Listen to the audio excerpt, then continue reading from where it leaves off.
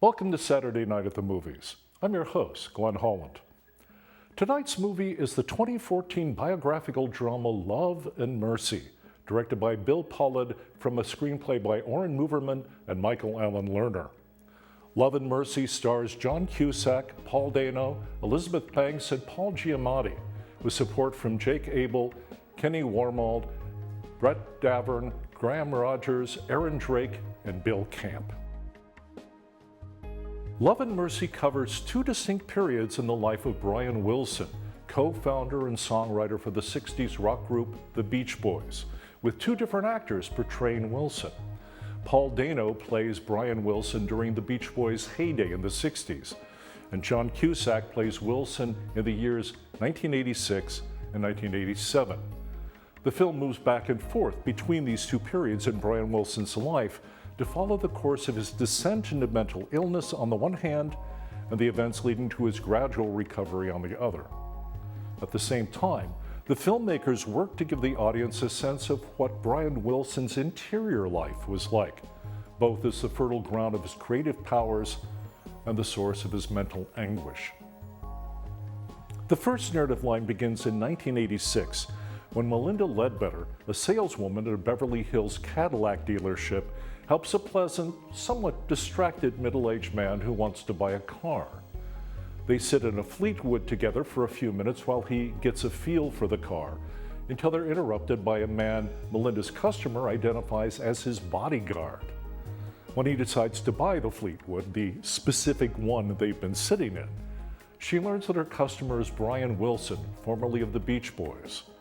Shortly afterwards, they begin dating, but they're always accompanied by other people, notably Brian's therapist, Dr. Eugene Landy, who appears to be in control of everything Brian does. The second narrative line begins in 1964, when the Beach Boys, led by Brian and his brothers Dennis and Carl, his cousin Mike Love, and their friend Al Jardine, are topping the rock charts with their musical odes to cars, surfing, sun, fun, and beach bunnies. But touring triggers anxiety attacks for Brian, and he begs off a trip to Japan to work on music for the group's next album. He produces innovative music and guides a group of session musicians through it meticulously to achieve the effects he wants. But the other Beach Boys are impatient with him and just want to turn out more hits. As time goes on and Brian's mental condition worsens, he begins a long, dark period of his life that will only begin to brighten when he meets Melinda Ledbetter at a Cadillac agency. The Beach Boys were both the most popular and the most influential of the rock groups that created the California sound in the early 60s. Their 1961 debut single, Surfin', was one of the seminal works that celebrated a Southern Californian youth culture focused on high school, fast cars, the beach, and surfing as a sport for boys and girls. Surfing featured prominently in several of the Beach Boys' early hits, including Surfin' Safari in 1962, Surfin' USA, based on Chuck Berry's Sweet Little 16, and Surfer Girl in 1963. There were also songs about hot rods like 409 in 1962 and Little Deuce Coupe the next year, and about the sort of fun to be had in cars, either for a girl in Fun, Fun, Fun, or a group of guys in I Get Around, both released in 1963. And always songs about dancing and romancing. Dance, Dance, Dance in 1964, Do You Want to Dance, Help Me Rhonda, California Girls, and Barbara Ann in 1965, and Wouldn't It Be Nice and Good Vibrations in 1966. The Beach Boys' intricate harmonies, often complex musical compositions, and innovative instrumentations with everything from Moog synthesizers to the theremin that created the unforgettable electronic sound for the song Good Vibrations, made them one of the few American rock groups to remain popular during the so-called British invasion in the mid-60s. But the Beach Boys' intricate harmonies and instrumentations came at a high personal cost for Brian Wilson.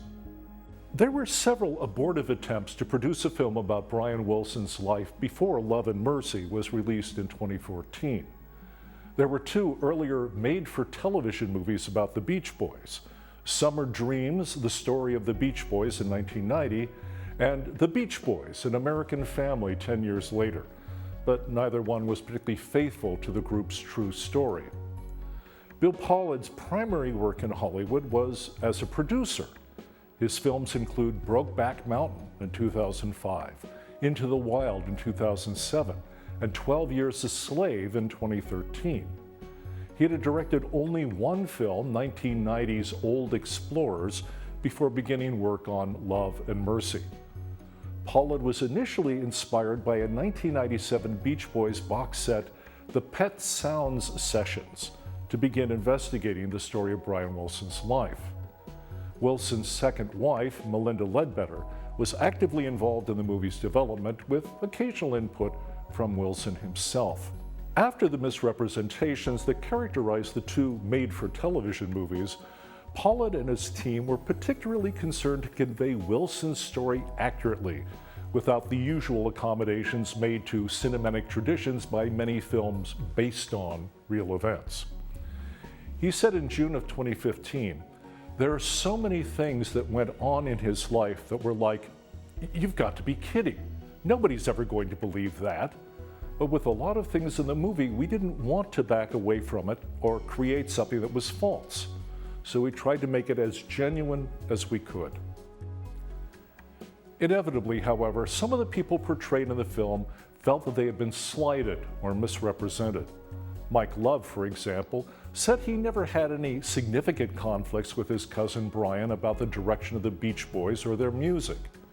Van Dyke Parks, who collaborated with Brian Wilson on Smile, felt his contributions were overlooked. The efforts to help Brian by other members of the Wilson family, especially Brian's brother Carl, who worked diligently to rescue Brian from his entanglement with Dr. Landy, received scant attention in Love and Mercy. But this is arguably more a matter of the filmmakers selecting what material they wish to include than deliberately misrepresenting events. At least one Beach Boy, Al Jardine, who was there, called the movie a great biography and pretty darn close to the way I remember it. Understandably, perhaps, Dr. Paul Landy's son, Evan, was not happy with the way the film portrayed his father, who died in 2006. Co-screenwriter Oren Moverman, who did extensive research and interviewed people who had known Brian Wilson during the years the movie was to cover, admitted Landy was the most difficult character to convey properly in the screenplay.